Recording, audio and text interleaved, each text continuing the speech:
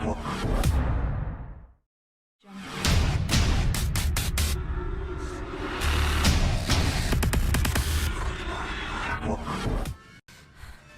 GoreCast is brought to you by American Horrors, the greatest uncut horror channel in the world. 24 hours a day, 7 days a week, all horror. As well as the station of decapitation without your head. America's longest running horror channel, www.withoutyourhead.com. The following program is rated TV and male. Strong language and is intended only for mature audiences. Viewer discretion advised.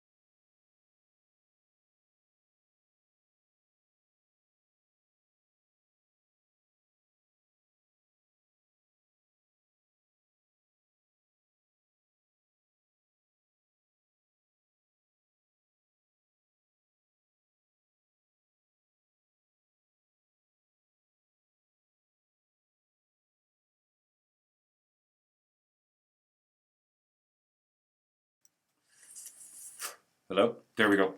What's going on? Sorry about that. It takes ages for the audio to load in these days, evidently.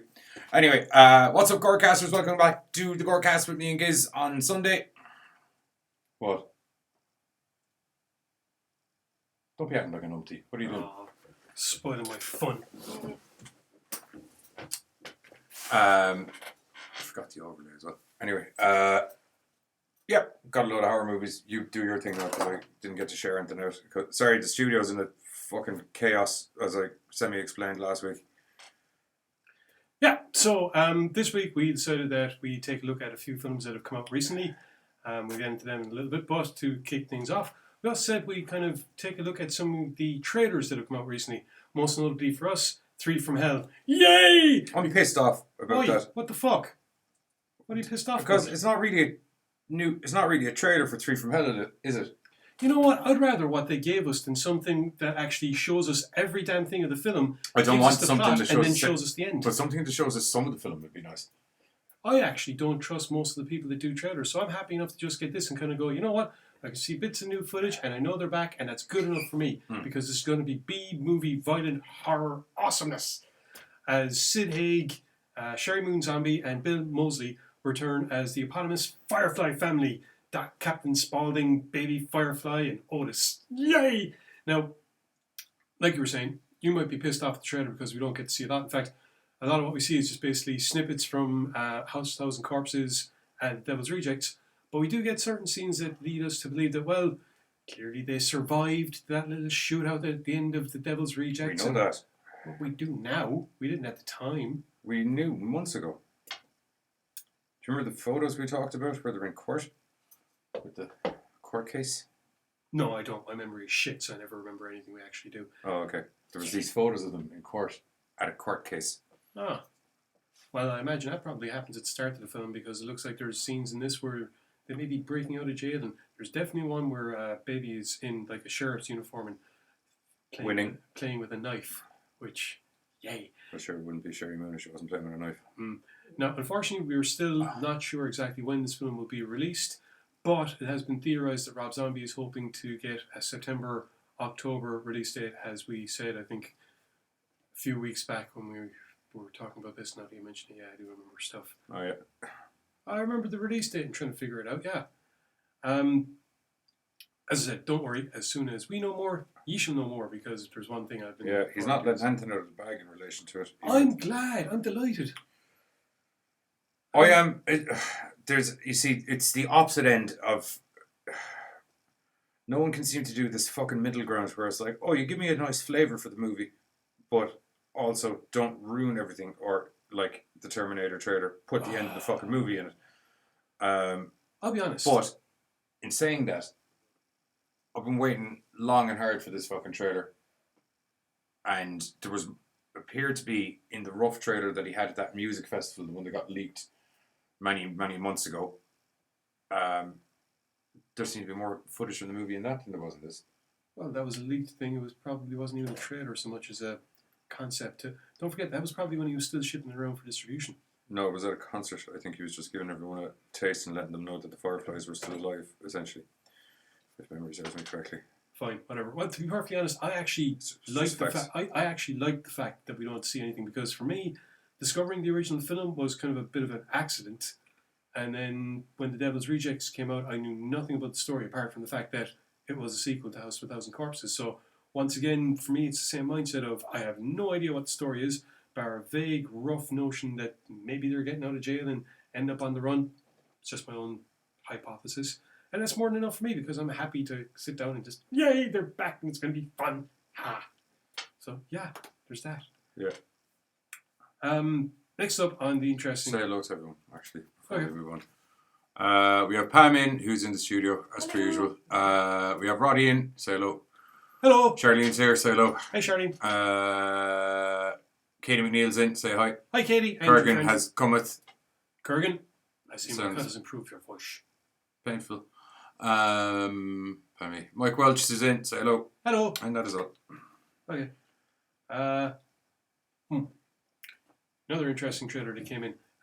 Once upon a time, back in, I don't know, 60s or 70s or sometime before I was around, there was this variety show where a bunch of people in big costumes went around and they entertained kids, and it was this whole kind of half hippie, dippy kind of, summer of love kind of vibe. The fuck are you talking about? Banana Splits. Oh yeah, okay, right.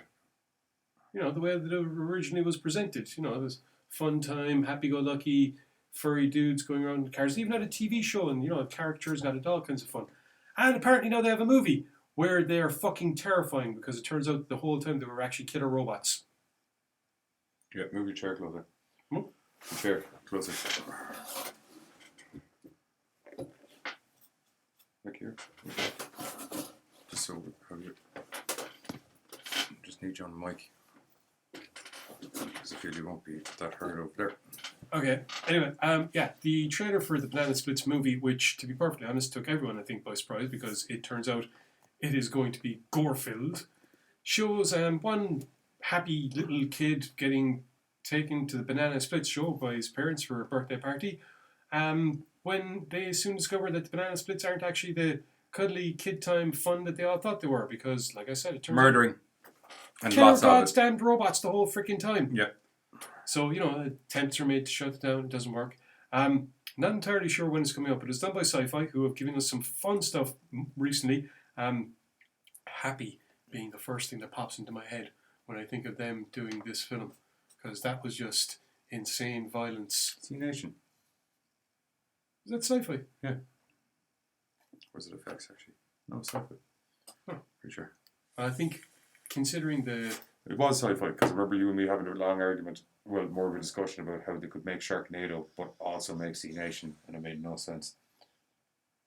In any case, I think the first thing that popped into my head when I saw that Sci-Fi were doing Banana Splits was to associate it with the kind of off-the-wall stuff that happened in Happy, because just, boing. Was this a comic book or anything beforehand? Did I post that? Banana Splits? No, it was a TV show in the 60s and 70s. Oh, was it an actual TV show in the 60s? That's why this caught everybody by surprise. This was... Never heard of it. Okay. This is, proper fucking, kids variety act show, So when you hear they're doing a movie, it's kind of like, oh, right, Barney. Oh, God, Barney's, killing everything. It'd actually be like if Barney the Dinosaur movie was a horror movie. We're off. Is this a comic book or Stop anything it. beforehand? So I post that. There we go. Sorry, everything's... That's why this caught everybody my by surprise. This was... Never heard of it. You keep talking there for a minute and I'll just... I guess the last of the trailers up, I suppose, is the very much anticipated Dr. Sleep. Back in 2013... Shining 2, if anyone doesn't know. I was just about to say, back in 2013, Stephen King decided to write a sequel to the legendary Shining, which was known as Dr. Sleep. Was it that late? 2013? Yeah. What's the name of the goddamn character? There we go. In Doctor Sleep, You know what? the story follows. The story follows. That coffee, I'll risk it. What? Doctor Sleep follows the story of a grown-up Dan, yeah, who, after basically going through the same kind of alcohol abuse that his father went through, eventually ends up kind of giving it up and working in a care home, where he's able to kind of ease people onto the next life.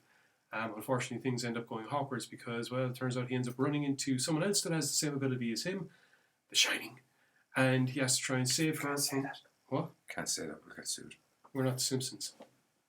Yeah, which is more of a reason we can't say it, because if they can't say it in case they're going to get sued, we definitely can't. But we're not parodying the story, we're commenting on it. Anyway, Dan has to save this young girl who also has The Shining from a pack of psychic vampires, basically. So, yeah, it's... He loves vampires, Stephen King. He does. Well, I think he just loves the idea of, people getting their life force drained and the trailer itself does do a very good job of kind of recapturing the, how can I put this, cray-cray of the original movie insofar as some of the stuff that we might be seeing.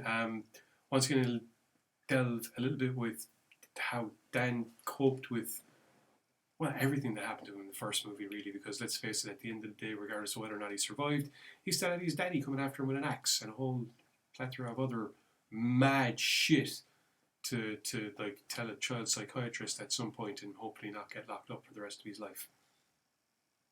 Yeah, hence the alcohol abuse, I think. Anyway, as I said, the trailer for Doctor Sleep is up online, and the film itself is looked to be released on November the 8th, I believe. Hopefully it can stand up to the, well, I'm not going to say cult following, but the fucking, it can stand up to the original movie, because let's face it, a lot of times sequels, they're not nearly as good, but yeah, so that to look forward to. Barney is a horror in itself. That's not overly untrue. Barney the Blood-Soaked Dinosaur. Rob Zombie hasn't made a good movie. That's also not true. What? Who the fuck? What? Kurgan, he's one of those. Ah, right. Don't like someone just because they're popular. Ah, well. No, from what I can gather, the popular issue with Zombie is it's always fucking crazy fucking hillbilly rednecks, man. Right, what, 31 was crazy aristocratic dicks. Yeah, that we're putting a bunch of crazy hillbilly rednecks in a thing. There's a hillbilly redneck motif. Fuck it, man. It's interesting. Yeah. I like it. Yeah, that's pretty much it in regards to trailers and new stuff. And yeah. Cool. First movie, LLorona, I think. Yeah? Yeah. Okay. We're actually going to end on the October Coast one. Oh, okay. Or the... Oh, wait, no. Is this... Wildlife. Wildlife, that's it, yeah. I couldn't remember if it's on Court or Wildlife.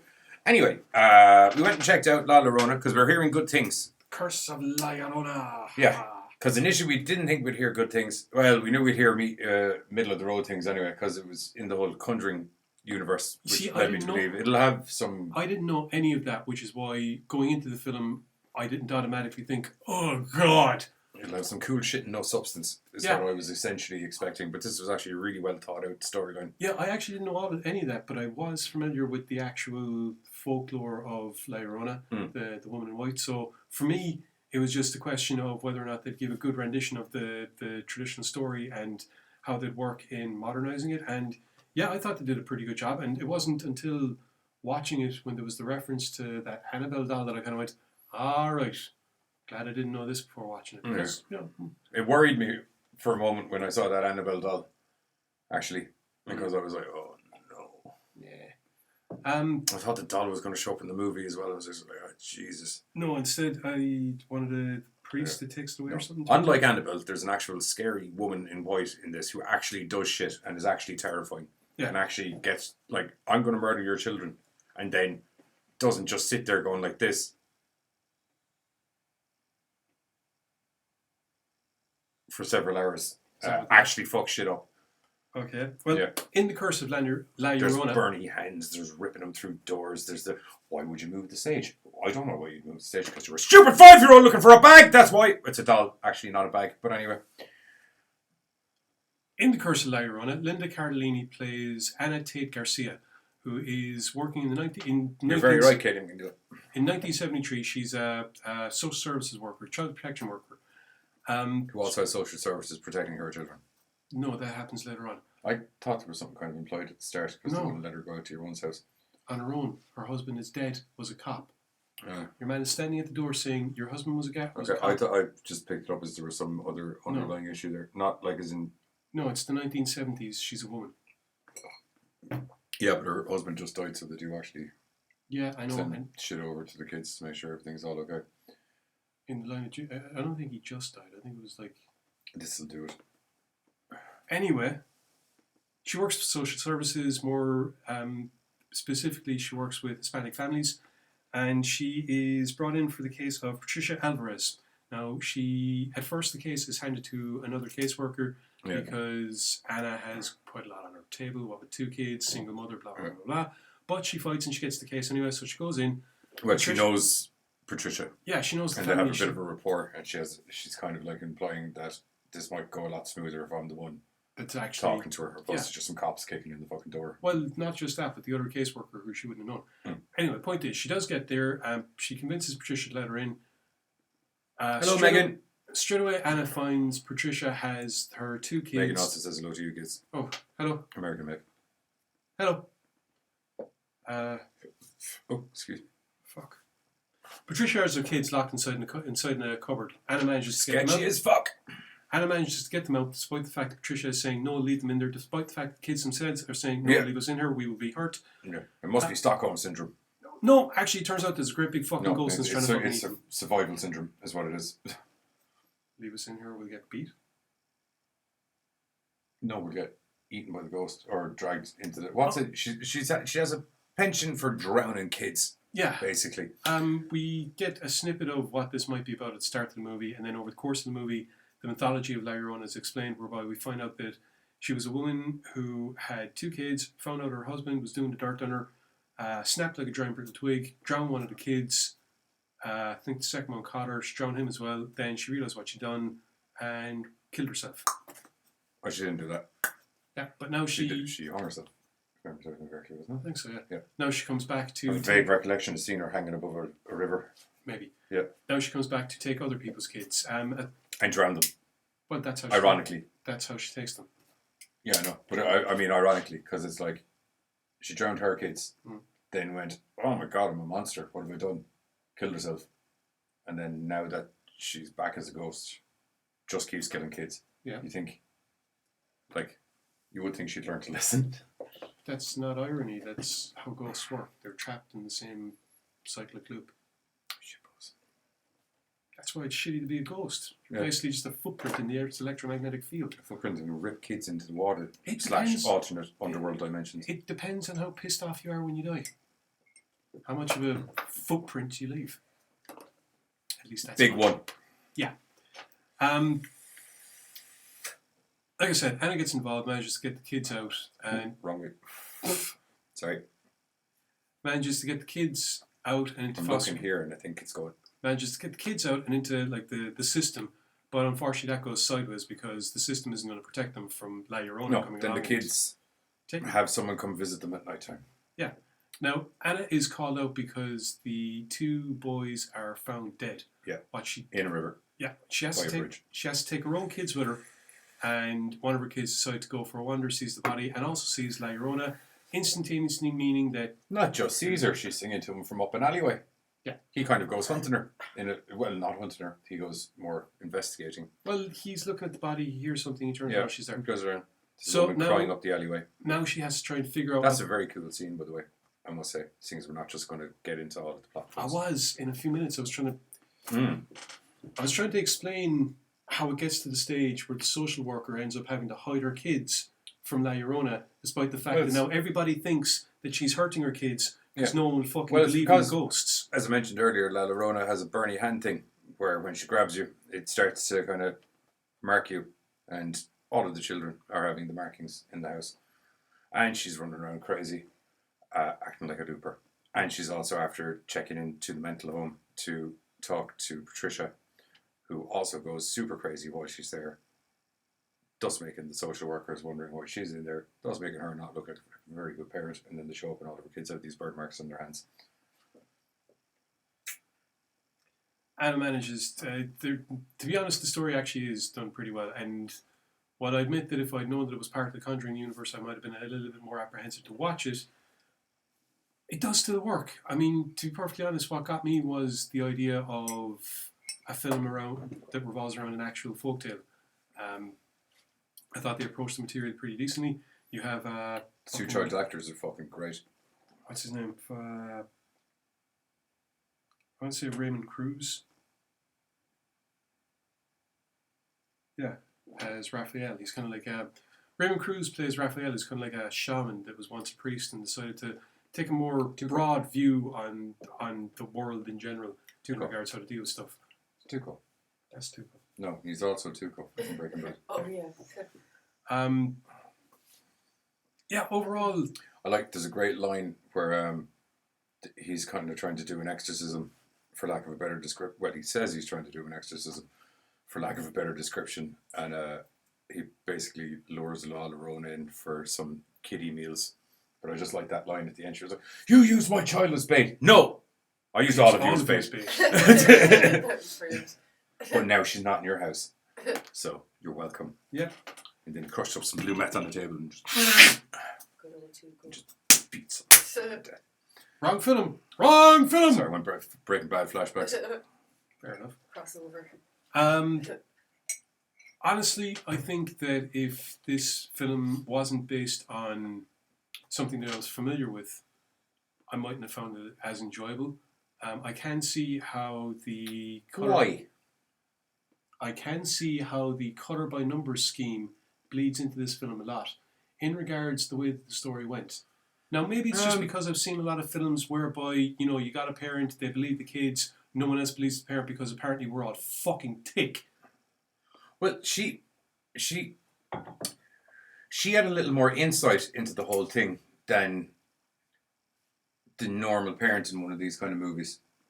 Not really. Well, And she you can had tell exactly how she it was had gonna Patricia's crazy rantings going on, whereas ordinarily in one of these movies, she's got to go find the person that had the thing happen to them beforehand, and then the whole unraveling happens. Whereas this was, she went straight to your one. She was like, they burned the arms and everything, and then she started seeing all of the crazy shit, and then she was very quickly like, what the fuck? Obviously not willing to accept it straight away, but it wasn't on past through her brain. But she isn't the issue. Everyone else is the issue because these stories always go the exact same way, which is kind of one of the things that always annoys me. It's like at this stage, you'd think that if someone pipes up and says, I'm seeing a ghost, people will kind of go, oh, really? Point me to it, rather than, you're fucking crazy. And then all of a sudden, people end up being mysteriously murdered in houses that no one could possibly have gotten into. Fucking morons. But in this case, like I said, the story does build well. Perhaps you might see where it's going because of seeing similar things before, or because you're familiar with, like I said, the actual folktale itself. It does put its own twists on it, and it does put its own stuff onto it, whereby it makes it entertaining. It's not just a retelling of something that you might have seen in a different film or a different show or whatever, because, like I said, actual folktale, these things always get interpreted.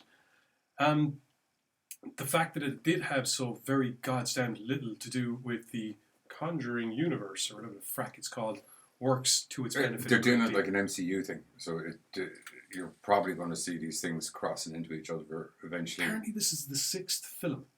In the Conjuring universe? Yeah. Yeah, well, you got, as in 6 separate movie franchise, or are you talking like Conjuring 1, Conjuring 2? 6th movie? Well, there's 2 Annabelles and there's 2 Conjurings. That's 4. There's a nun. There's the nun, 5, and then that's there's 6. With more on the way, apparently. which means 5 characters, because Conjuring is different shit each time. Okay. Yeah, one would imagine that the Warrens are the linking key between everything. Seeing as they keep all of the crazy shit they find in their house. Last one was probably just going to be We have a house full of crazy shit, and it tried to eat us. There's a surprise. He died. No. She died recently.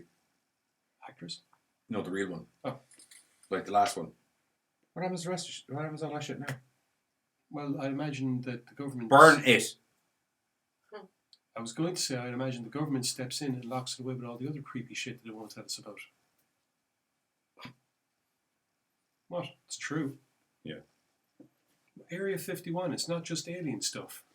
It's all the stuff that the Dark Ages tried to breed out of us. You know, magic and shit like that. What? Spanish Inquisition was just an excuse to lock up our alternative thoughts. Where was I going with this? Yeah, LLorona was released on, March and April, I suppose. March 15th, April? This year. Yes, it was. It's released this year. Did well enough, I think, in the cinemas. Yeah, it's a Conjuring movie. They all do well in the cinemas. Do they? Okay, Yeah. fair enough. Fair enough. But yeah, for what It's it's only worth. grumpy old fuckers like us that get pissy about jump scares. Everybody else fucking loves them. Yeah, that's because everyone else doesn't know what a fucking horror movie's supposed to be. Yeah, overall, I can actually say that LLorona was worth a watch. You know, it's fun, and I don't actually think I'd consider it part of the Conjuring universe, just because personally I stigmatized that entire thing. So, you know. Yeah. Your strange stigmatizations of everything doesn't make it any less in the Conjuring universe, though. Yeah. No, I don't know. Considering it specifically has it planked on the poster for the movie. Yeah. I was more As interested. part of the Conjuring universe, and it's little white text with the Conjuring logo on, and then the rest of it in little white text. Man, I just saw the trailer and kind of went, ooh, that looks cool. It's on the trailer too. Huh. It's actually a major part of the branding. No, completely fucking missed that. Yeah. Totally. As I said, Which, they're like I doing said, it like is an works to the benefit of the They're film doing as it far as I'm like concerned. an MCU. Hmm. So we'll do a trailer. Okay. Can I ask you a question, Father? Do you know anything about LLorona? The Weeping Woman. It was a folktale.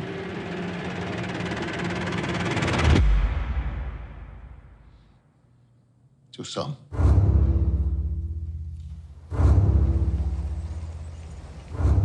Stay in the car, okay? And please don't wake up your sister. It's your fault! I tried to stop her! Who did you try to stop? La Llorona.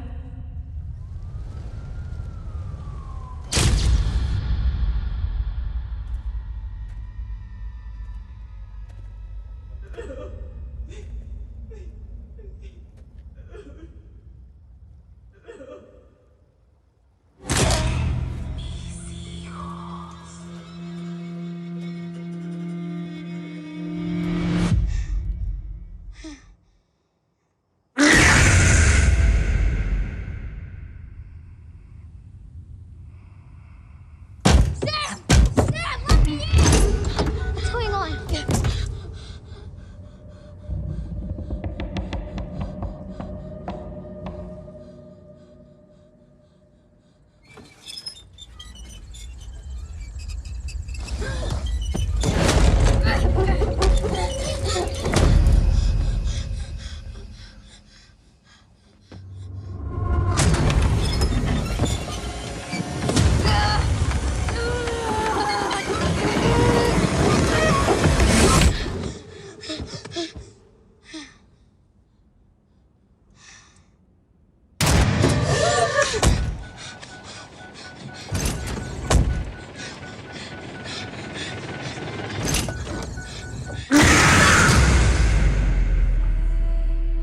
The Curse of La Llorona.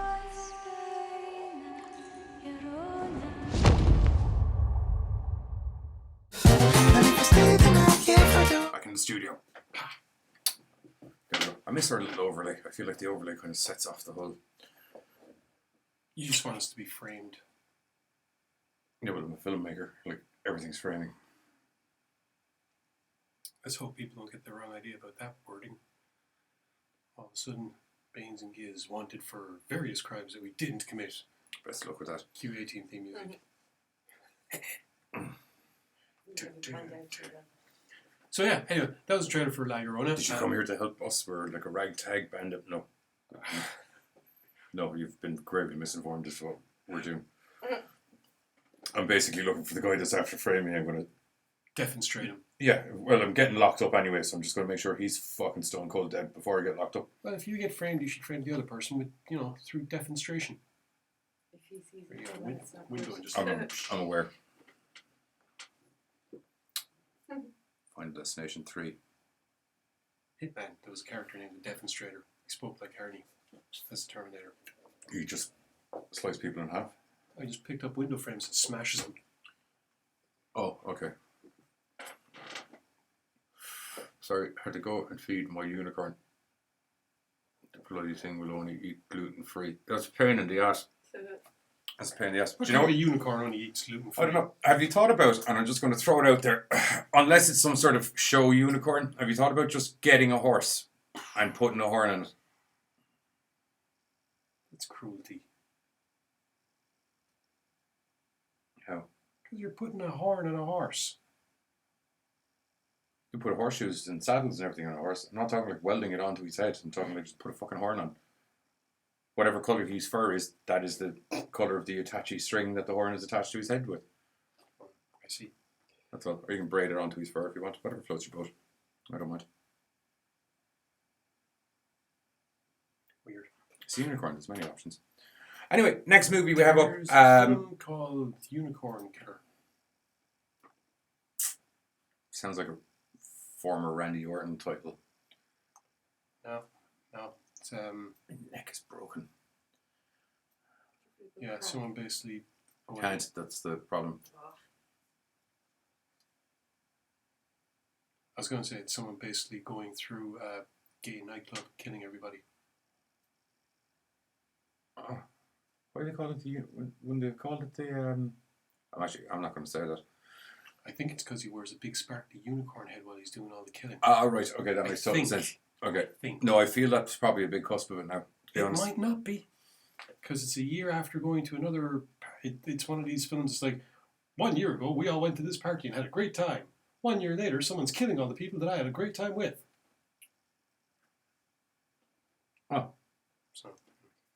What would a unicorn head? I think so, yeah. But then again, it might also be in reference to the party the year before. They all could have been unicorns. Right.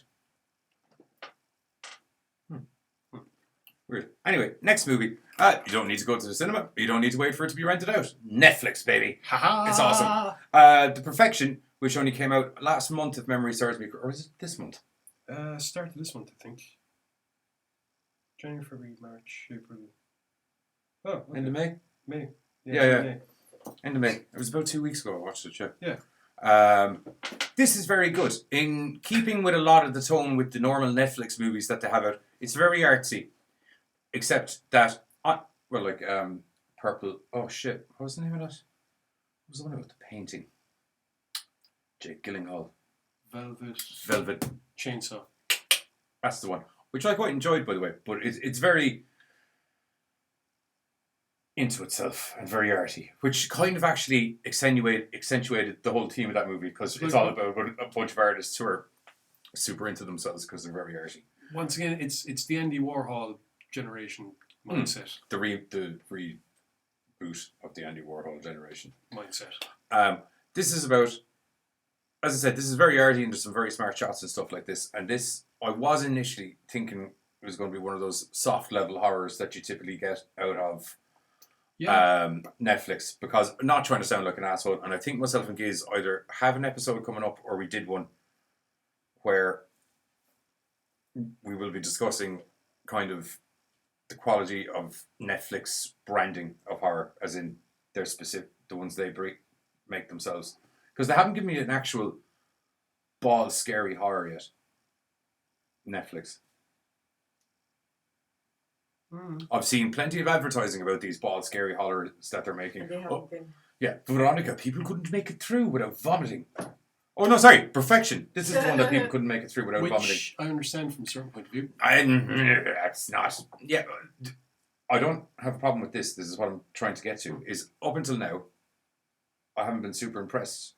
I haven't been disappointed, but I haven't been blown away with any of the Netflix Actually, stuff. yeah. To be honest, I think the last They've been time I all saw okay.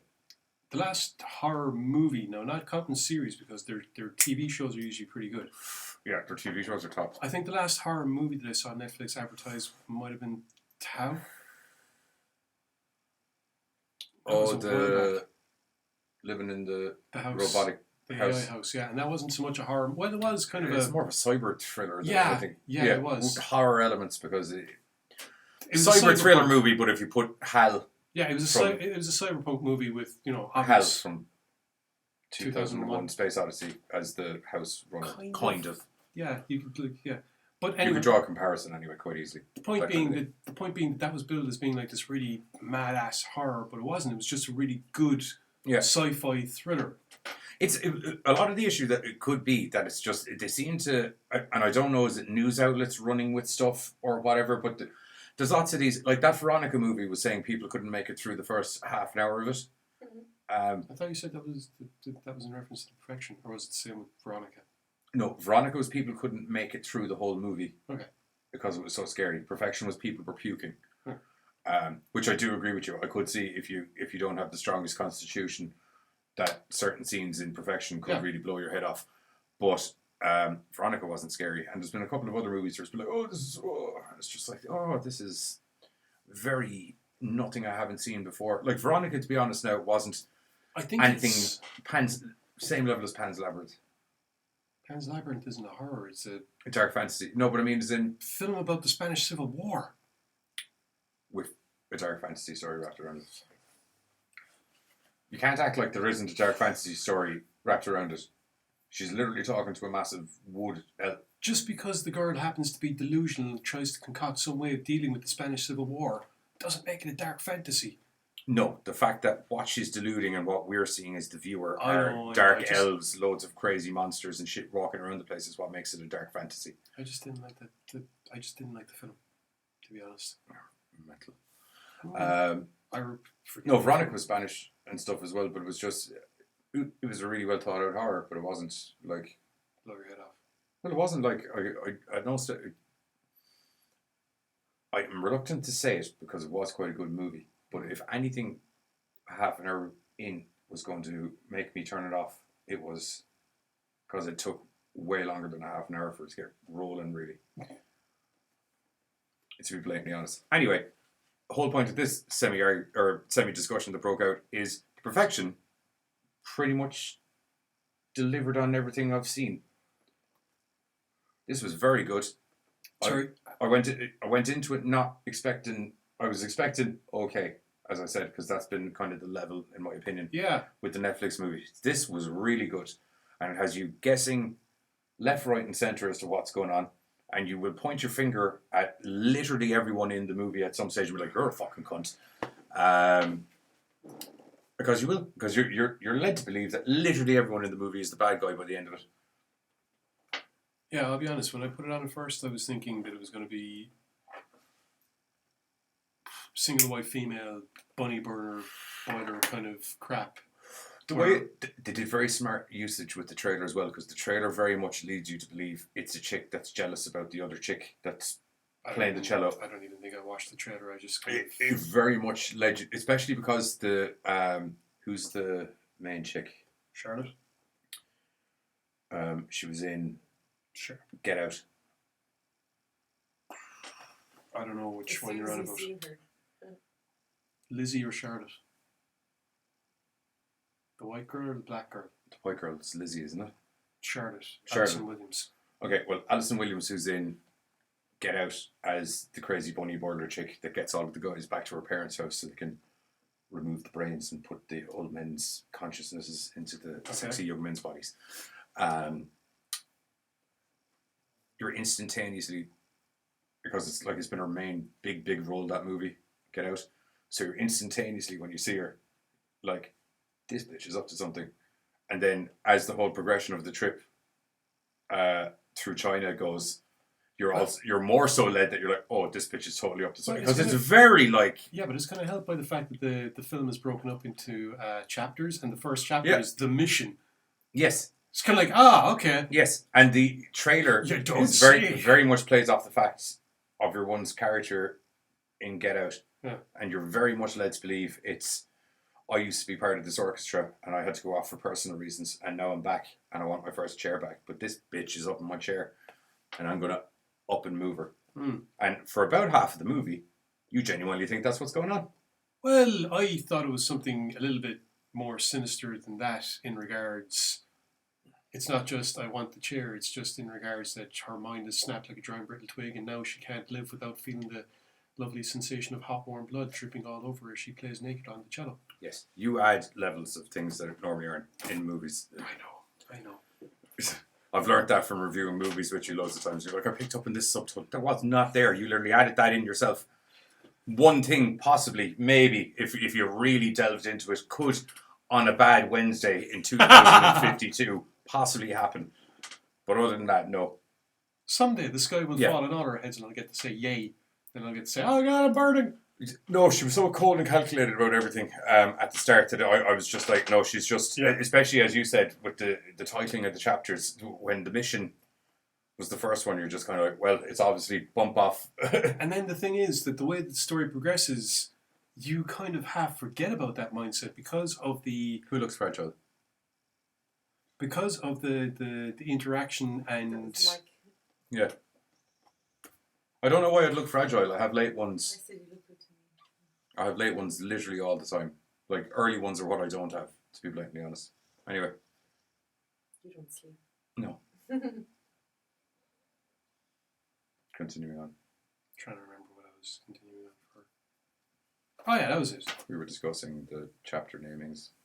You forget about the whole she might be up to something because of the interactions that she has with the other characters and because of the way the story progresses. You're kind of like, okay, maybe she did have something in her head and maybe it wasn't sin. There is a brief bit of a flashback. And because of that flashback and because of the interactions, the idea of it being jealousy takes a back burner to possibly being something else. Because let's not forget, it doesn't have to be jealousy to turn somebody into a psychopath. No. Sometimes it can be, I want it, I want it, I want it, I want it, I want it, I want it, I want it, I want it. Yeah, which is literally what I thought was going on here. Not the chair, the person. No, I think I do think initially you were led to believe she wants that chair. It wasn't in a jealousy thing, it was in a, that's my chair. As I said, once you get certain interactions happening between Charlotte and other characters, it seems less about the position in the orchestra and more about the person. I don't know, because like, and as a result, that's what throws you. So that later on, it's kind of like, if you look at single white female and all those, like, it's not, she wouldn't be the first chick in a movie that fucks some people to get them out of the way. Yeah. Do you know what I mean? It doesn't make it about the person. Oh, I know. Regardless of what we're discussing here, it doesn't matter because none of these turn out to be what's going on with the fucking movie. Kind of is. Oh yes, actually, yeah, it does turn out to be the person in that way. It does turn out to be the person. When you think about it, I was actually completely fucking right. Yeah, but I'm talking in the what you're led to believe initially part of the movie. In the overall ending of the movie, you're completely fucking right. Yes. I think it's one of those interesting stories where you don't have it's to a really one, good... It doesn't have, she doesn't have to be one thing or the other. It's kind of like, going to do A, B, and C. It's actually, it's probably why I enjoyed the movie so much, because you actually got to see, every character got to be the bad guy depending on what chapter you're in. And every character got to be the hero or the good guy depending on what chapter you're in. Not every character. Not literally everyone, no. There were some people that just stayed either neutral or bad guys throughout. Although, to be fair, maybe actually, no, you're right. Initially, at the very, very, very, very, very beginning, you're kind of like, altruism. Wait, altruism is always a fucking lie. Or is that just me? It's probably just you, mate, to be honest. Just about anything can trigger a psychopath depending the past or just how their mind is chemically, but it usually what they desire in the end of times. Thank you for that, Brianna. I agree. Yeah, but this time I want to hug him while you watch and cuckle. Yeah, I don't know why I read that one. For a second, I knew it was Mike, and I for a second I thought he was actually putting in some input on one of the movies we were talking about. Yeah, I know. Just for a second. It was what Brianna said, and then the first 4 words, yeah, but this time, and then I kind of half skimmed on the sentence. I'll be honest, for a second I actually thought it was Bree that was after writing, yeah, but this time I want to hug him. I was kind of like, oh? That would make a little bit of sense, hugging a psychopath for her, but... I'm huggable. Me. Fuck you. Oh, him, then you. Yes. I don't know. It's me being hugged is what's up for debate at the moment. I've been told I'm huggable. Fair enough. Probably not as much now that the beard's gone, when I had that whole fucking Care Bear Wookiee thing going on. Care Bear Wookiee?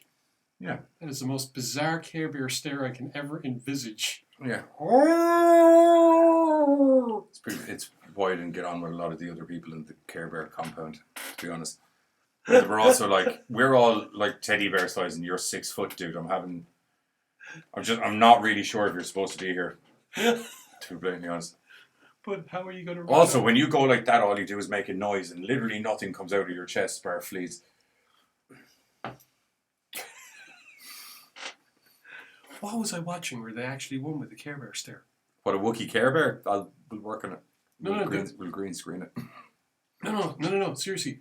I was watching something, I can't remember what it was, but the basic thing was, and they even joked about it, did we just win with the Care Bear stare? Shut up. Was that not in...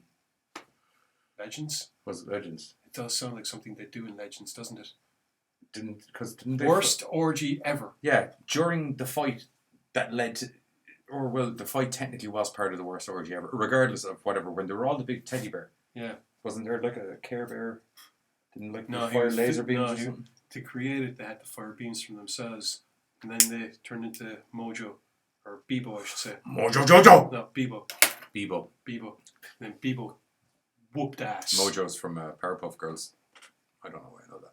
Everyone should know who Mojo Jojo is. Mojo Jojo! Plus, the Powerpuff Girl movie was actually pretty fucking trippy and awesome. Yeah, it was. I mean, good gods. I went into that movie the way I go into a lot of movies. Very enjoyable. Yeah, I remember seeing that movie in a very interesting time of my life when each day blended together until the weekend and I was told I had to go to work. I saw Black Christmas, and by the time I got out of the cinema, I couldn't remember anything. Black Christmas, on the subject, I think is getting remade. No. By Blumhouse. No. They already remade Black Christmas. Oh. And it was terrible. Refer back to I walked out of the cinema and couldn't remember any of the movie. I want to draw a Baines Care Bear. Go for it. Go for it. Your artistic injections into the show are very appreciated. Thank you. Anyway, getting back to The Perfection, it is a fantastically told story with a lot of twists and turns that, like you said, will have every single character being the good guy and the bad guy. Yeah. Some more so than others. Which ordinarily you would think would lead to a complete clusterfuck of a story, but this is just, it's done like a Tarantino movie where there's chapters. The chapters mightn't be necessarily happening chronologically, but there's predominantly, there's a bit in the house that goes back to the past. See, each chapter does happen chronologically, but then at some point you get a kind of a flashback to explain the chapter. Not even just a flashback, it's you start off with the white chick. Then you're in it as a couple. Mm-hmm. Then you're back to the white chick. Mm-hmm. You're back to the black chick. Yeah. Then you get into the couple thing again. Yeah. Then you're back to the guy who runs the school. Yeah. And that's the way Tarantino used to do it. The chapters, chronologically or non-chronologically, each chapter was a person's viewpoint of the story. Look, take the Pulp Fiction layout, for instance. Yeah. Do you know what I mean? They all had separate chapters. Now, sometimes those chapters all intersected with each other. Yeah, I know, I get it. You know, it was and this worked so well with this. Yeah. It was so good. I actually threw it on in bed in a sort of a, I'll be able to get like half the movie in anyway, and I can catch the rest of it tomorrow or whatever. Because as I said, I really didn't think this would be all right. Like, I'll get halfway through. Oh, heaven forbid, the chick wants her chair back. Who'd have thunk it? And I'll just catch the end of it in the morning. And then about 20 minutes in, I was like, I can't stop watching this. This is actually fucking great. Where the hell did that Well, term it's just come like from? she's obviously pumping drugs in your one or something. What? Like, because she's not tripping fucking balls. You know? It was good. It's like I actually ended up having to watch another. I so enjoyed that movie. It woke you that up. It woke me up properly. I think we threw another movie on afterwards to help me fall asleep. Because I can't fall asleep without a movie or something. I can't fall asleep without stuff on either, or else I get auditory hallucinations. Fast and the Furious. God God. No, it's a God. great. Hang on. Hang on. It's any of them. Hang on. It's a great fall asleep to movie because there's loads of shit to watch, but you don't particularly need to pay attention to any of the storyline because it's just miscellaneous gobbledygook that's just leading you from one explosion to the other. If you happen to fall asleep for an hour and wake up in it, doesn't matter if you wake up near the end or the middle of the movie or whatever, you're going to get a fight scene. The Rock's going to flex some shit. There's going to be some funny lines, and most importantly, some cars are going to fly through. Do you have any idea what that story is doing to your subconscious mind as you dream with it puking into your eardrums? Probably not a lot.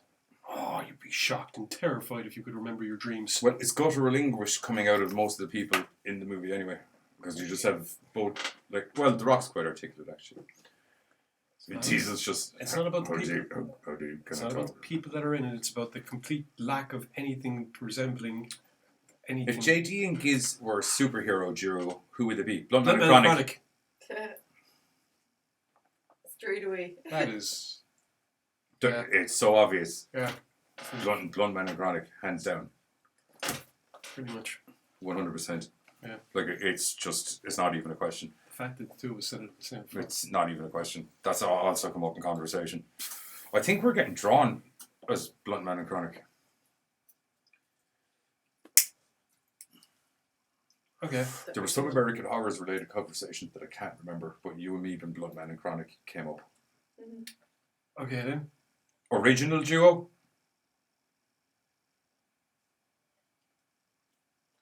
Are you saying Bluntman and Chronic were the original duo? No. Who would, if we were original duo, who would we be? Original duo. Bong Boy and the Dank. That sounds nasty. We don't do shit conventionally. We fuck shit up, man. Why would you say that somebody is like mildewy? Because that's a phrase that you use for dank. That's some dank weed, man. You're thinking of damp. No, I'm thinking of dank. It is actually a descriptive term similar to damp, which also implies dark and somewhat mildewy. Americans in the audience, will someone please type an explanation for dank in relation to marijuana? Please. Bong Boy and the Dank. Okay. Keep saying it there, so I can... No. Santa Clarita died, unfortunately got cancelled after season 3. I cried No ending. like a baby, a hungry, angry baby. No I ending. want more. No ending. No ending. They fucking cancelled fucking Swamp Thing, to touch back to last, because we missed last week's show because I was ill. One episode and they already cancelled it. Actually, they cancelled it before the first episode came out. Jesus. So they're just going to do the one season? Or are they Okay. even going to run the one season? Here's the thing, right? And here's actually why it got cancelled. Basically, what happened was, due to a clerical error, it was costing Warner Brothers double what it should have been costing them to do the series. Half the money should have been coming out of whatever state they were filming in, the tax rebate or whatever. Right. Okay? But, clerical error, this doesn't happen. They only find out after they've started production. They have to stop production and completely, like, do it in, pack it in all together. It's not hard. I'm just... What's not hard? Swamp Thing? Swamp Thing. Watch the fucking series. How is I that? know. I said it to him in Amino. He just won't listen. Stubborn.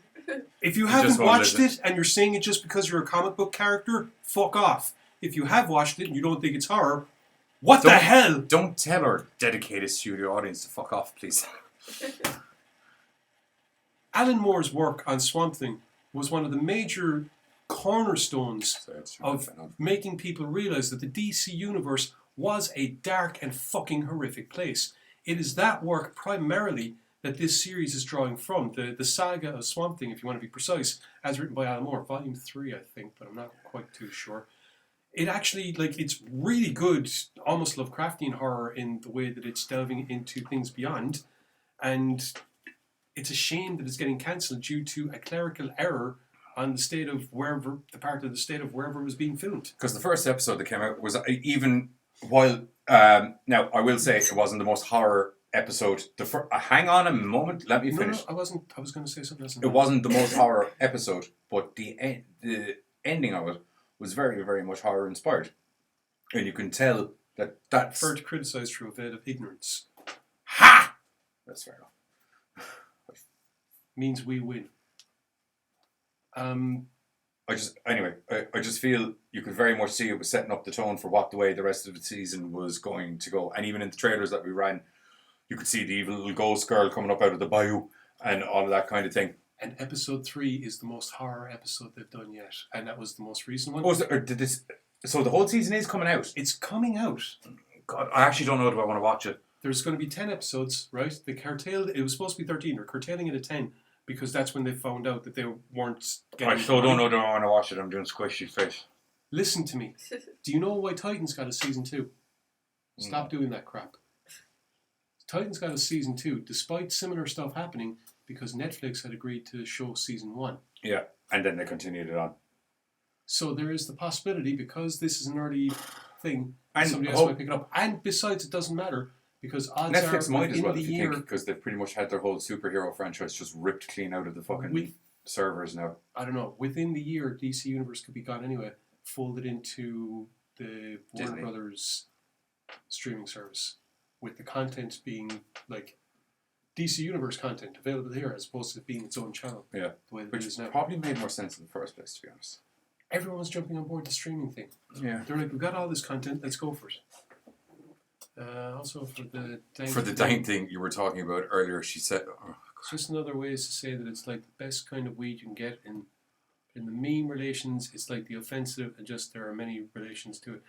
I take the dictionary relation where dank means a dank, dark, disturbing. Bongman and the dank. It's a thing now. It's Bongman and the fucking dictionary. What? Bongman and the dictionary. No, it's going to be the dank in the dictionary, if anything. I'm not. Okay. If you want to be the dictionary, feel free. I feel somebody needs to. This is how people, like, this is how a language dies. People just don't bother learning it. Yeah, but it's not that we're not learning it. It's just that I've also learned the other versions of it in street slang. I'm aware of what dank means in actual English, yes. I don't think you were until I explained it. Then you, sir, are a fucking idiot. Wouldn't be the first person to accuse me of that. Hell, I won't be the last one. I accuse myself of it all the time. Anyway, we do a perfection trailer because we got... Dank just describes the quality. Thank you. Fair enough. Trailer, yeah. What is happening to me? I'm burning up. It's gonna be okay. Oh, God, it's not. Listen to me. Something is wrong. Something is wrong with me. Lizzie, I know. That's why we need to get you help. I'm dying. I'm dying. What's happening? What's happening? Oh my God. What's happening? I don't know. Oh my God. What is it? I don't know. What the fuck? Okay, Lord. It's bugs. Help me. Help me, darling. Help me. You know what you have to do?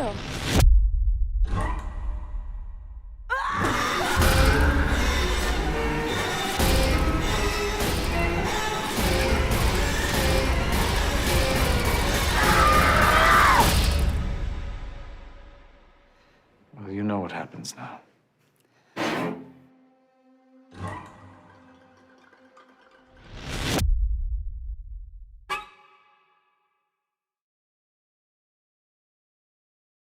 Cool, and we're back. You will hear some noise in a while because I got a coffee on the way.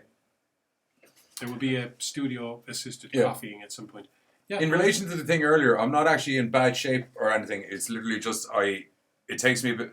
Ordinarily, if I start to show off and I have no sharing to do, I'm able to get in my swing and we get rolling. But it just takes me a little bit of time to get the groove going when I'm stuck half talking and doing this for 15 minutes at the start. Just briefly, Mike, DC primarily actually did concentrate on TV for the last 20 years. It was that long. What? Mike just said, was that long? And I went, yeah. But DC were concentrating primarily in TV for since the 90s, to be perfectly honest. Yeah. With the occasional movie. It wasn't until Marvel rolled out the MCU property that DC kind of went, we're going to get fucking reamed. tried to jump on board the bandwagon, bounced on the first speed ramp, and flew off into the distance. I think I killed my co-host. No, I'm good. Sorry. I'm good. Yeah, no, it's just I can actually imagine an entire boardroom in DC. Guys just like, yeah! They've got a whole 10-year plan, 3 phases. Iron What Man the wasn't fuck? I thought Iron Man was like a tester. No. They were pretty That's the confident. starter. Yeah, it wasn't a tester. It was confidence. They were like, oh no, this is going to blow the ass off people. Jesus Christ. Yeah, I could see how it would. But here's the thing, and here's what gets me. DC consistently kicked the fuck out of Marvel in the TV markets. Now, I admit, Smallville wasn't the best, right? Yeah.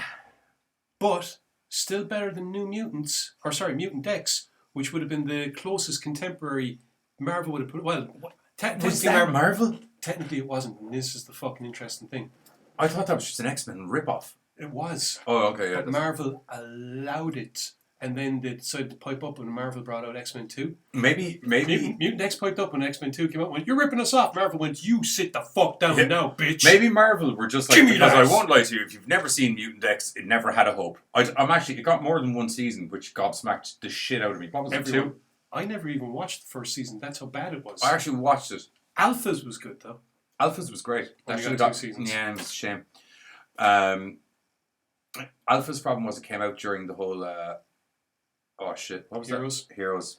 One of the best things I saw. Just ill-conceived releasing times. One of the best things I saw for Alphas was Alphas, Latin for what heroes should have been. Are you talking about the Dank or are you talking about Al Long? Fuck, that'd be a great superpower. I hear if you kill him, you just become him, like Santa Claus. Who the fuck is Al Long? Or Al Yo? He's one of the guys in Perfection. Oh, okay. That should be one of the Dank powers. I like that. I'm kind of intrigued as to what she's trying to do. I think she's trying to avoid going in front of the camera. It's okay. We already warned them. Oh. They're so used to arms coming in with watching a very precariously balanced cup of coffee. Well, I was trying to carry the 2 of them. If anything, you're probably causing more of an interruption because you're blocking the mic. There you go. Well done. Okay. And then walks across cam anyway. Did I? Oh, fuck's sake. I love you, baby case. Let's see. He's the henchman in every 80s movie. Who? Santa Claus? Well, that makes a lot of sense, actually. Well, he doesn't Santa really Claus would be a mean motherfucker. You know that, right? We did an episode on this for American Horrors. It's actually I have to say, it's one of my favorite episodes. Like it is. It's just there's so much evidence in cinema and folklore of Santa Claus just being a badass motherfucker. Yeah. I like kids, making toys for kids, and killing you. What? You ever wonder why he doesn't get mugged flying around the world carrying billions and billions and billions and billions and billions of random currencies worth of presents? It's because Santa can fuck shit up, son. It's because he makes some of those toys out of the femurs and bones of his defeated foes. Is that why Xbox One X is so sturdy? Made out of his skull. Several, I'd imagine. It's not like a small console. Yeah, you beat it down. I always wonder where they got that kind of ivory look. That makes so much sense.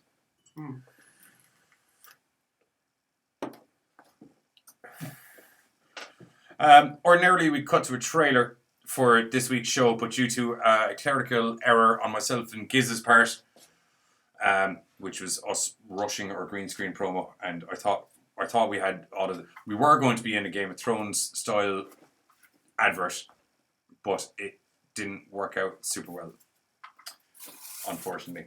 So I thought I'd spare you having to see it. Right, did we? We were missing it. If you want to know all of the problems because they're burnt into my brain now, I can tell you if you want. We're missing a back shot where we're talking to Cersei, Daenerys, and we're missing an opposite angle side shot, and for some reason I shot the bits with Dickin with mid shot, even though I probably should have shot them on a wide. If you must know. It was that particular shot was what really boned us because we had no legs when I needed legs. So there was literally no way we were working around it. Bar that one time where I had no legs for you, but we needed legs and I just downloaded a pair of legs and put them onto you.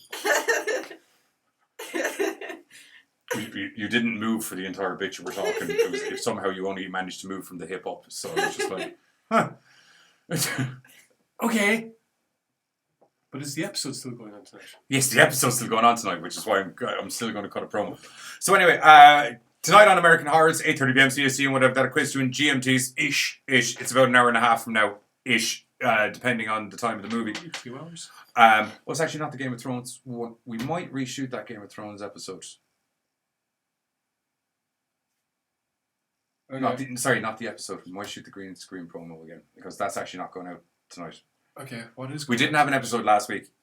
We weren't here last week. We weren't here last week, so it was convenient that he didn't do an episode on the TV channel as well. It looked like we actually got kidnapped or some shit like that. But anyway, tonight in American... Yes, that's true. Tonight in American Horrors, we are giving you our top 10 survival tips. At last! To help you survive a horror movie. The reason there isn't a promo for it this week is that we essentially shot a promo earlier on in the season for an episode claiming that we were going to give you our top 10 survival tips for surviving a horror movie. And upon editing it, I realised we actually gave you more 10 signs that you're in a horror movie, more so than tips to survive one. So we have in fact now given you our and there's some good tips too. As you can imagine, one of the main ones is have weapons. Everything is a weapon. Everything is a weapon. Everything, just knuckle dusters, whatever you And got. safety in numbers, because... Well, we'll get to my reason for that Knuckle later. dusters, nunchucks. I got a lightsaber back there as well in case shit. Coffee mug with the hot coffee in it first. Yeah, that fucks you up as well, though. To be honest. What? The hot. Smash. Oh yeah, that's fine. Yeah, I thought for some reason I instantaneously have just smash and twist. No. Blind them with the hot coffee, then smash and twist. Yeah. Although I suppose if you are quick enough, you could actually just smash and twist. Well, you could kind of give it a pause, and then smash and twist, which you're now putting burning coffee into the wound. Once again, I think the coffee first to distract and burn, and then smashy with the cup and the slicey with the ceramic. Sharp ceramic. There you go. Anyway, if you want to delve more into myself and Giz's weapon collection when we tell you how to survive horror movies, 8:30 p.m. CST, whatever that equates to is GMTs, where we'll help you survive some horror movies. That's it. And life in general, possibly. Life in general as well. Shit's getting fucked up, dude. The zombies going to be happening now. Yeah. You know, zombies are a thing. Killer robots. I don't know if we never really legally changed your name to Bruce Lauren Campbell. Why? Because if it's Bruce Lorne Campbell, you can't be done for anything, I guess. I don't know. If I change I don't think they can fuck me for changing my name to Bruce Campbell either. I don't know. Funny story, because I know this for a fact. The only reason that would become an issue if I named myself Bruce Campbell is if I actually, in fact, go to become an actor, because I'll have to change my name. I don't have to change my name legally, but I'll have to change my acting name, because you can't have two Bruce Campbells registered. True story. But if it was just for a Interpol kind of vibe. Interpol don't ever not need to know your Interpol, real name. Depot. Do you know what I mean? Trust me, we both know you meant Interpol. Yeah. We've been looking for you. Oh no, I'm Bruce Campbell. I'm Bruce Campbell. I don't think it was. Maybe it was somebody else. Definitely. You look like the guy. Get that a lot. Get a lot. The other guy used to have a much larger beard, I'd imagine. More hair. If he's evil and being looked for by Interpol, I'd imagine big beard would be a rather crucial. The Spock pretext. Shave my face, no one knows what I am. No, if he has a beard. Nanu. Are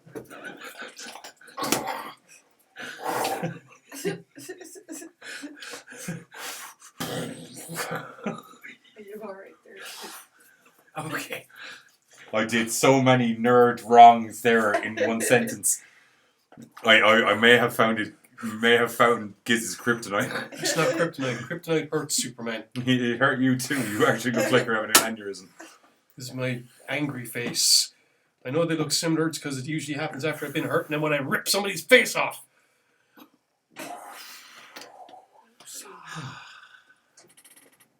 Anyway, saying before all that insanity? There aren't zombies yet, Brianna, but there will be. Oh, they're totally zombies. Well, no, there probably is zombies, but they haven't been released to the public yet. Yeah. They're resurrecting dead tissue, which is zombie territory.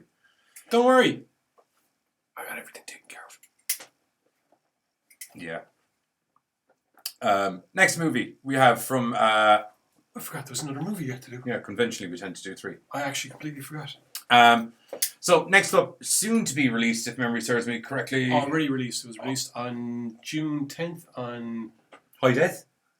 Yeah. On, oh, was it? Okay. Yeah, on disc, digital, and limited edition VHS. Yeah, from High Octane Pictures. Wildlife Pictures. God damn it! I keep getting. There's too many production companies now. So it's an anthology movie following these 2 girls who are in LA and they go to do a. Oh, what was it? Jourdan and I want to say Elsie. Yeah. Yeah. They get a poster for this terror tour thing. Yeah. Where I won't lie to you, I actually quite liked the premise of this. Yeah. I thought it was nifty, mostly because I'm a big fan of QR barcodes. What? QR barcodes? What are they? Do you know the black and white blocky box that you kept scanning with your phone? Yeah, I always wonder what those things are. Yeah, so I like them so much that they're actually on my business card. So you used to be able to scan the card and it took you to my website. That was literally all that was on the card. It was just my name and a QR barcode. Okay. Very fancy. So I did like the whole premise of this. Basically, they get a tour. You get a QR barcode. The QR barcode leads you to a movie. I think it downloads the movie. Onto the phone. I think it brings you to the movie on your phone. Yeah. Yeah. It wasn't. To be honest, it wasn't explained, and I didn't twig it until later on when I realized she's watching it on her phone. Yeah. So you said download, it's kind of like Yeah. Gotcha. So it doesn't download it. It basically, like say the GoreCast, we could do a QR barcode for our YouTube channel on the card. You scan it and it'll bring you straight to the YouTube channel. Yeah. Okay. So there's a QR barcode on this flyer. You scan it. It puts a movie on your phone. Then you watch the movie, and at the end of the movie, you get directions to the next location and part of the tour. And it's kind of like a murder tour, and you never get told as to how the movies tie into the murder tour as such. But one would assume that all of this shit happened at the places that you're getting brought around to on the murder tour. Maybe. Because they end up outside the motel. I don't think so. Sure, one of them they're down from the Hollywood sign, and there's nothing about that. Yeah, that's true. I don't think there is a connection in regards to films. I think much like a lot of anthology stories, the connection is the 2 lasses. Yeah, the background story basically. So anyway, it's what, 6 different films? You had Death is a Conscience. Death is a Conscience. You had Serial Killer. Memorabilia one. Dealers of Death, that was called. Dealers of Death. Then you had Dropbox. Dropbox. Late Night Drop. That was Dropbox, no? No, it's. I had a look earlier on. It's Late Night Drop. Yeah. Okay. Late Night Drop. I actually like that movie. Yeah. Oh, he's out there watching. And it's so weird to hear somebody that's actually Just Irish. watching and waiting. Oh, yes, he is out there. Oh, watching. Watching and waiting. I was waiting for your man to scream through the window. Is he going to watch as I skin you? Yeah. I just watching and waiting. His eyes were like independent of his watching. I thought that was very good. So anyway, you had Late Night Drop. Then after Late Night Drop, you had the audition one. I can't remember the name of.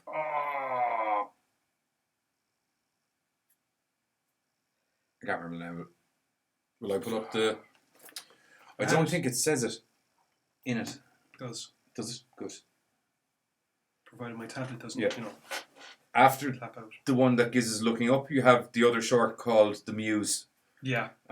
Which is okay. And then finally you have... Muse is the last one, isn't it? Muse is the last one, then it goes into the girls back out in the cliffs. Yeah, I think so, yeah. Yeah, that's it. Just 2 seconds. Yes, take it down. Technology and Giz. Night Drop. Cold Read. Cold Read. That's the name of the audition. Yeah. Cold Read. That's it.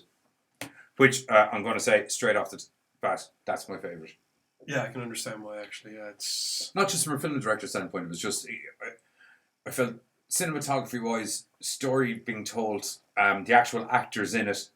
To be honest, it was the most professionally cut. Everything. I was going to say it was the most coherent story in regards. There wasn't and a good twist. There wasn't at any point whereby I had to kind of go, oh, this is what they were doing. You know, I had to make a leap of and a good twist. Production. And I like a good twist. I like that twist at the end. Did not see it coming. Oh, at the very end, where it's kind of like, this is why I was doing this. Yeah. At the very end, where you realise why everything's going on, I was like, wow. Whoa. Wow, I'm actually on Psycho Bitch's side now, to be honest. You're a total cunt. Yeah. Pardon my language. Yeah. So we'll go through them chronologically, I suppose, will we? Yeah. So the first one up was... Well, Terror Tour is the overhanging story about... Terror Tour is with the two girls who were going around watching the movies. Yeah. First one up is Death as a Conscience. Where you meet this punk rock chick who's off trying to score some fucking serious drugs for herself and for all of the people she can sell the drugs for, where she's kind of like the hero of the thing, because I'm getting the impression she's getting the drugs to make money for some sort of family thing. But then you think that's what's going on until you see her go blow her mind off in the fucking jacks. Well, no, that's the taste test. That's the I know it's the taste test, but... Yeah, and it blows the head off her. Yeah. Then you find out that she actually did do the deal. And the whole point... The whole point is that she's holed up in this hotel room. Yeah.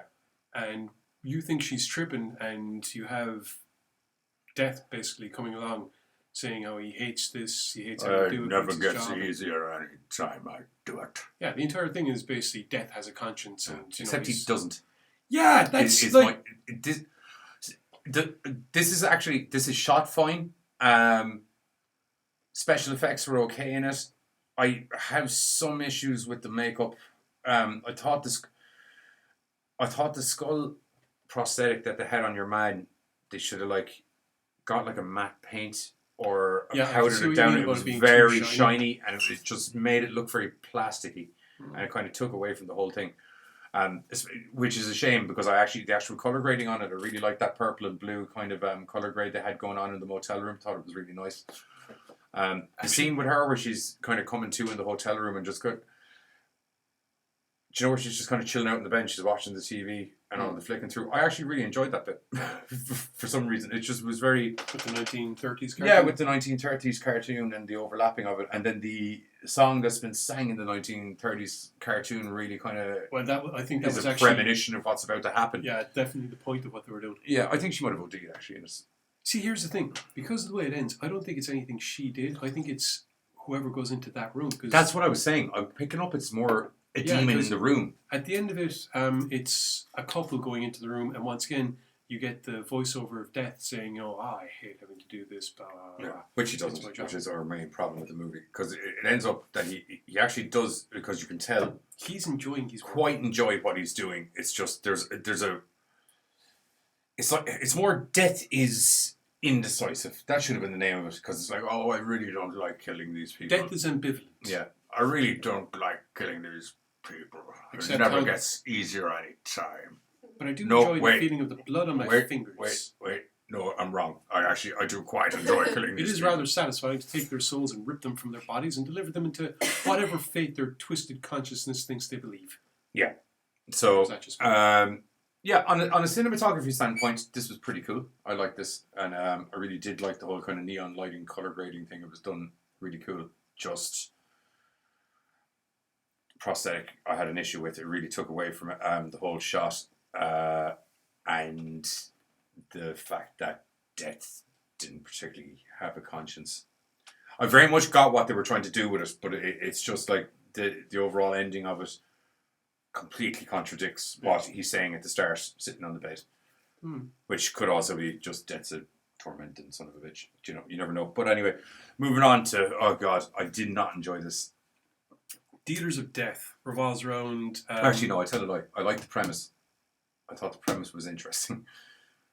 I quite enjoyed the premise. It was just the execution.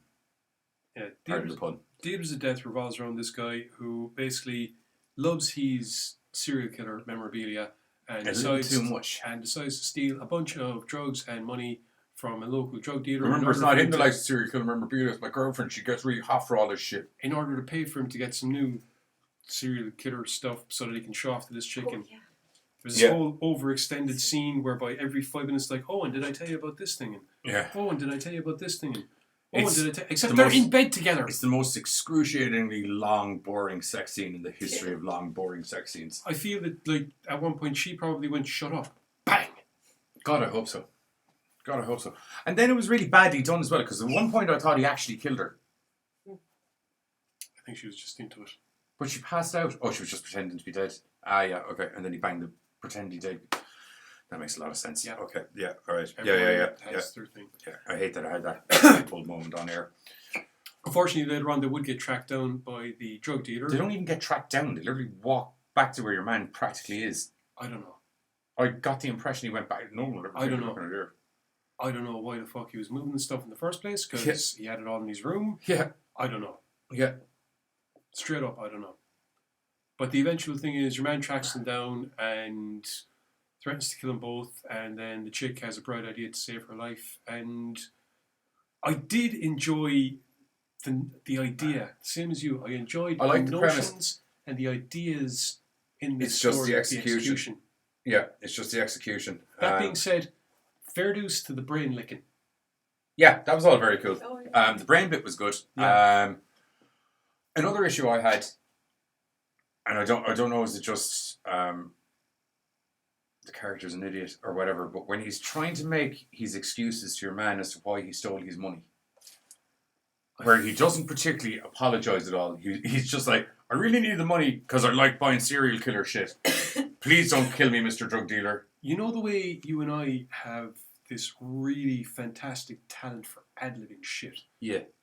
I feel they were trying to do that. There was a couple of times where I kind of went, there's no script here. There's just say this kind of stuff. Yeah. This is what I want to happen, let it happen. Which is fine. Yeah. Not to toot our own horn, but it's fine when you got people that are able to talk shit at the flick of the switch because, you know, whether they're con artists or they're used to just talking shit all the time. Yeah. But these guys clearly aren't used to that kind of thinking on your feet, fast talking, jibba jabba that you need when you got somebody holding a goddamn gun at your head. Yeah. And other stuff. As I said, I really enjoyed the overall idea of this. Yeah. I thought it was really cool. And the actual execution scene and everything at the end. Yes. Very cool. Quite enjoyed it. It's just the little scene leading into the final bit was hard.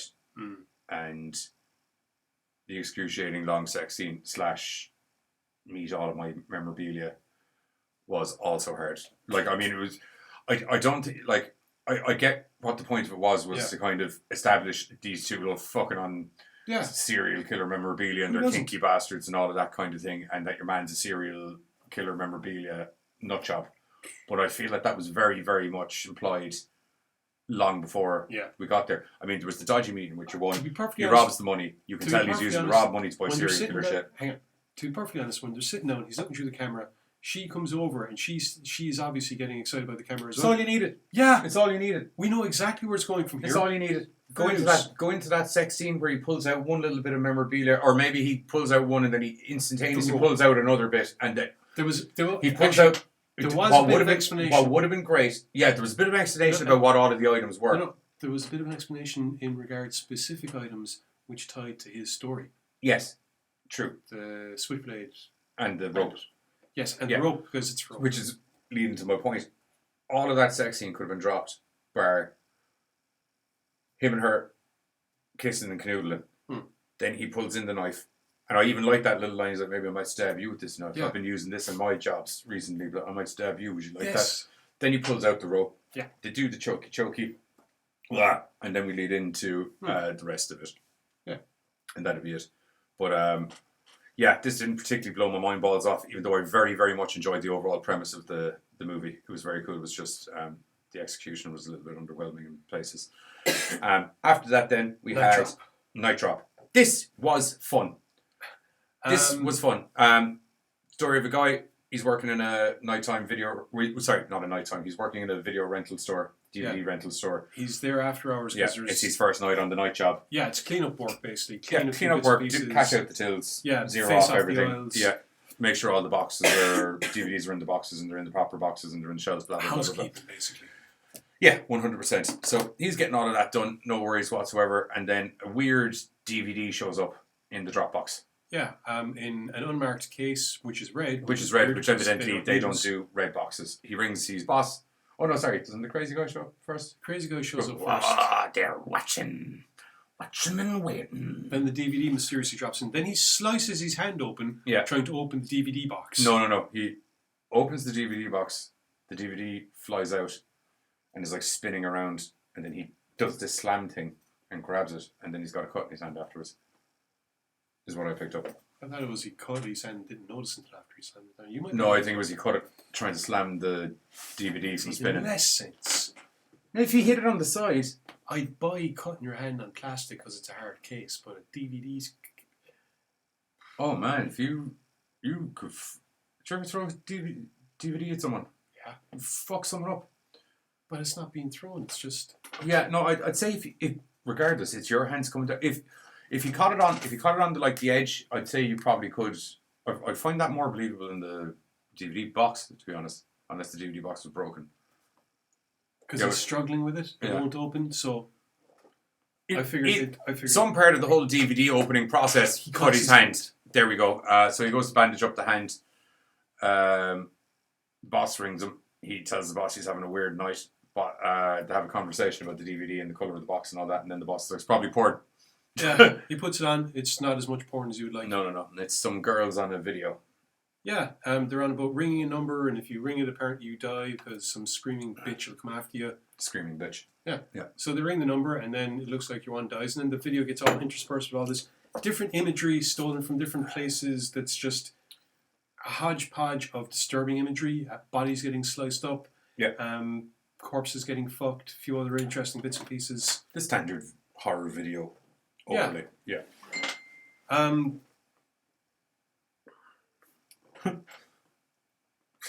Sorry.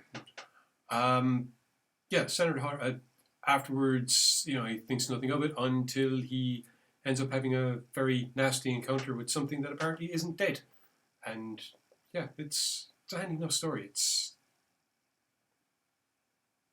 what? No, I'm just checking messages on this side of things as well. Sorry. But yeah, that was it was done decently.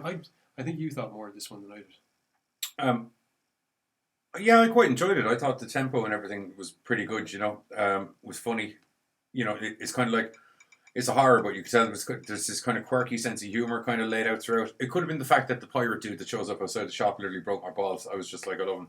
Oh, watching and waiting. It's just because it was weird to actually hear what I think was an actual genuine Irish accent. No, he was doing a pirate accent, if anything. Okay. Yeah. He definitely wasn't fucking Irish anyway. We'll agree to disagree. He was doing fucking yeah. Anyway, after that we had Cold Read. This is great. Yeah. Straight up, it's literally worth renting the movie just to watch this. When a formerly washed up, or well, I suppose she's a washed up former actress, now waitress or whatever else she's doing, goes for an audition, things do not go quite according to plan as first. No, wait, she works in a theatre. She's a greeter or something, whatever that is. Yeah. She's a... Yeah. Yeah, she does some job that isn't the job that she thought she'd be doing. She's meet and greet people as people are going in with their books and thanks for coming, here's what's on with the show. Blah, blah, blah, basically. Yeah. But she's going for this audition. She's already under pressure from the job, which is trying to get her back early. She's got some form of medication which she manages to lose down the drain. Yeah. They can't remember that she's actually supposed to be there for the audition. Yeah. And then it turns out that the entire audition itself is supposed to be very strenuous and potentially freaky as fuck. Oh no, sorry. They remember that she's supposed to be there for the audition. The issue is that they've had the wrong script. Your man's they don't remember because your one just decides to. The whole point is that she's saying, "I was here for the half tree." Oh yeah, to try to push it to the following. No, the reason they were trying to push it to the following day. At first, when she gets there, she's saying, "I was supposed to be here for an interview at 3:30. My name is such and such." Blonde girl is saying, "I don't have any sign of your name at all, out of the details." Walks inside, then comes back out still saying that they have no idea of the details, but leaves the door open. Your mom wanders in, and the director even goes, the crasher. Yeah. And she explains again how she was supposed to have the appointment, and the Blommon's standing there looking, going, no idea what she's talking about. Okay. And then the roll from there, she. The reason they were rescheduling her though was because your mum was about to head away, and he said, "Come back tomorrow," and then she went. No, the reason they were rescheduling her was the Blondie one emailed her the wrong script. Your man has a full blown up wobbler at the Blondie one. Yeah, because he emailed everyone. Everyone got the wrong script, and they were rescheduling her to the following day so she could go look at the new script. And that's when she's like, "I only need 5 minutes to do it. I can't come back." But even before that, they were saying that we never booked you, and that was which she's getting treated like shit basically, which is a very big thing. She's getting treated pretty badly from the opening entrance into it. Yeah. She goes in. The director says, "I hope you don't mind if I'm going to eat here," while she does her lines. Yeah. She has work ringing her to try and get her to come back early. The director's giving her shit the entire time. She's trying to do the lines. Then he tells her they need her to put on a costume. And loads of crazy shit happens. Yeah, it's an interesting psychological horror, I suppose, is the best way to put it. Psychological horror with a twist and a half. Yeah, complete total mindfuck. A total twist at the end that I was actually like, well, did not see that coming. Well done. Well done. Literally didn't see it coming whatsoever. And after that then, Muse. Yes, the Muse were in. We have. I quite enjoyed this until the end of it. Yeah. Okay. It was a bit like. In the Muse, we have an artist, and this artist uses a certain medium to create his demon blood. Yep. Or spunk, one or the other. Yeah, I think it's. Because it comes out of a tentacle thing. I think it was blood. It was like intestines, and he was squeezing more. Oh, is that what it was? Okay, it seemed like it was like a. Okay, no, is that what it was? Internal organs, and he's squeezing the blood. Okay, it looked to me like it was a pipe, kind of. Yeah, like a valve, like a blood. Yeah, I thought it was like an actual, No. Oh, top yourself up there, bro. Okay, cool. Thanks. No, okay. Anyway, drawing inspiration from a demonic entity which whispers into his brain, assuring him that this is Lovecraft meets Hellraiser. Yeah, this demon wants him to bring forth the old ones and the elder gods, and keeps proclaiming how his art is getting closer. Each piece that he does, each life that he takes, each bit of suffering and pain that he endures, brings them closer and closer. You will be paid back in tenfold for all of the pain and suffering you have caused for these. And soon this world will see something, the thing that should not be. Dun, dun, dun, dun, dun, dun, dun, dun. Sorry, it's just as soon as I heard that line, an instantaneous Metallica song blasted through my head. It's great. Face the thing that should not be. Yeah. It's inspired by Lovecraft. It is. Anyway, so we have the artist luring in his favourite type of art supply, i.e. a blonde hooker. No. And yeah, it's just basically, it's very kind of, the story itself is very Hellraiser-y, I suppose, in the way that it's done. Especially and Lovecraft. It's a combination of Hellraiser and Lovecraft. Hellraiser especially because we get to see some of the art that he's already done, and it's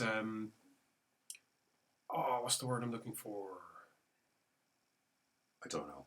Anatomically correct viewings of the musculature of the human body, like cross section of face or maybe the ribs and things like that.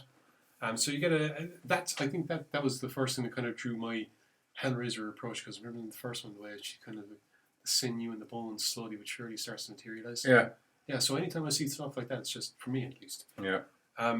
They're normal art cross sections. Yes, I know, but I was going to imagine him walking out of the page, and in this they kind of do, because he eventually does get the perfect image and kind of comes to life, and then he realizes that probably wasn't a very good idea to go on and they appear to be killing me. Do what a demon tells you, because you're going to end up dead, totally dead, Liberace dead. You should have watched her 10 tips. Did not end up dead. But yeah, that was. I'll give you a free one that wasn't in the episode. Demons are a lying pack of bastards. That was in the episode. Do you do voodoo? Then put that Ouija board down. That was more Ouija boards. Still contacting demons. Yeah, I suppose. If you're using one, don't trust whoever's talking to you. Because it's not Captain Howdy. Well, maybe it is Captain Howdy. It could That's be. You even- wouldn't know. We can't rule that out. That's even why you shouldn't trust him even more. Yeah, we can't rule that out. Anyway, we'll do a trailer and we'll do our final thoughts on the movie when we come back. That's the final movie. It is, yeah. Section. Yeah. Okay, we'll do a trailer and we'll do our final thoughts when we come back.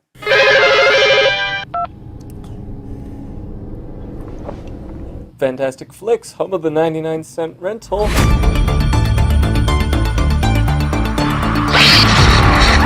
That was sick, Jourdan. Really sick. Why do you like this stuff? Come on, relax. It's only a movie. Slate for the camera.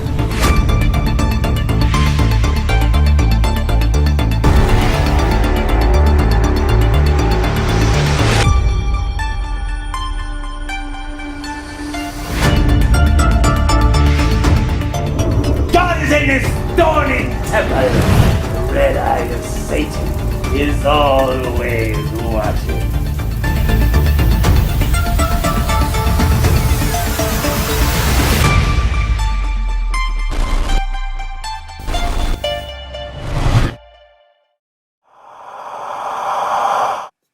High 8 would kind of insinuate high 8 millimeter. Yeah. And then that's high def instead of high def. Yeah. So, but a sequel usually implies that the story progression, this could just be a follow-on film. As in, Yeah, we did one anthology, now we're going to do another. Okay. Here's Anyway, another. final thoughts on the movie? I like the idea of many of the stories in this.